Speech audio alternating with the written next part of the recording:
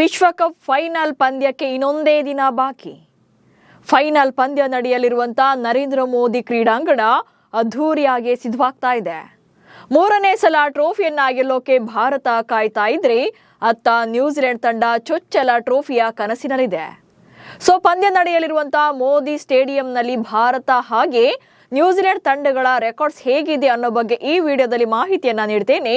ನಾನು ಶಾಂತ. ನ್ಯೂಸ್ ಉದ್ಯಾನದ ಸಬ್ಸ್ಕ್ರೈಬರ್ ಆಗೋದಿಕ್ಕೆ ಮರಿಬೇಡಿ.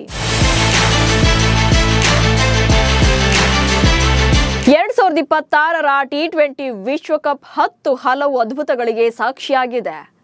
ಈಗೇನಿದ್ರು ಕ್ಲೋಸಿಂಗ್ ಸೆರೆಮನಿಯೊಂದೇ ಬಾಕಿ. ಭಾರತ ಹಾಗೆ ನ್ಯೂಜಿಲೆಂಡ್ ತಂಡಗಳು ಮಾರ್ಚ್ 8ರಂದು ಟ್ರೋಫಿಗಾಗಿ ಫೈಟ್ ನಡೆಸ್ತಾರೆ.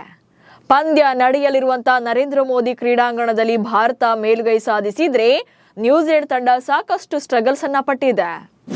ಮೋದಿ ಮೈದಾನದಲ್ಲಿ ಗೆಲುವನ್ನೇ ಕಾಣದ ನ್ಯೂಜಿಲೆಂಡ್.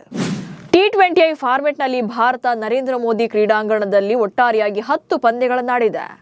ಇದರಲ್ಲಿ 7 ಪಂದ್ಯಗಳನ್ನ ಗೆದ್ದು 3ರಲ್ಲಿ ಸೋಲನ್ನ ಕಂಡಿದೆ. ಈ ಪಿಚ್ನಲ್ಲಿ ಭಾರತ ಹೈಯೆಸ್ಟ್ ಸ್ಕೋರ್ ಅಂದ್ರೆ ಇದೇ ನ್ಯೂಜಿಲೆಂಡ್ ತಂಡದ ವಿರುದ್ಧವೇ ಬಂದಿದೆ. 2023ರಲ್ಲಿ 4 ವಿಕೆಟ್ ನಷ್ಟಕ್ಕೆ 234 ರನ್ಗಳನ್ನ ಕಲೆ ಹಾಕಿತ್ತು. ಅಂಡ್ ಇದೇ ಸ್ಟೇಡಿಯಂನಲ್ಲಿ ಶುಭ್ಮನ್ ಗಿಲ್ 126 ರನ್ ಗಳಿಸಿ ಅಜೇಯರಾಗಿ ಉಳಿದಿದ್ದೆ ಈ ಫಾರ್ಮ್ಯಾಟ್ನಲ್ಲಿ ಅಂದ್ರೆ ಮೋದಿ ಸ್ಟೇಡಿಯಂನಲ್ಲಿ ಇಂಡಿವಿಜುವಲ್ ಹೈಯೆಸ್ಟ್ ಸ್ಕೋರ್ ಆಗಿದೆ.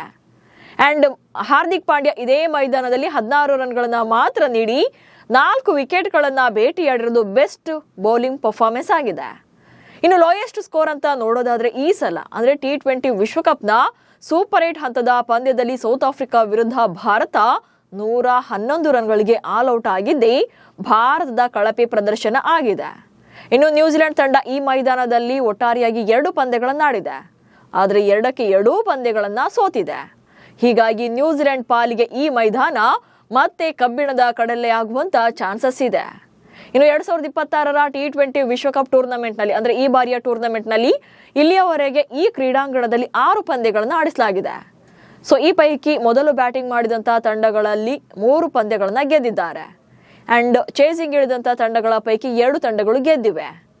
ಬಟ್ ಅಫ್ಘಾನಿಸ್ತಾನ ಹಾಗೆ ಸೌತ್ ಆಫ್ರಿಕಾ ಪಂದ್ಯ ಟೈನಲ್ಲಿ ಕೊನೆಯಾಗಿತ್ತು. ಆ ನಂತರ 2 ಸೂಪರ್ ಓವರ್ಗಳು ನಡೆದು ಕೊನೆಗೆ ಸೌತ್ ಆಫ್ರಿಕಾ ವಿನ್ ಆಗಿತ್ತು.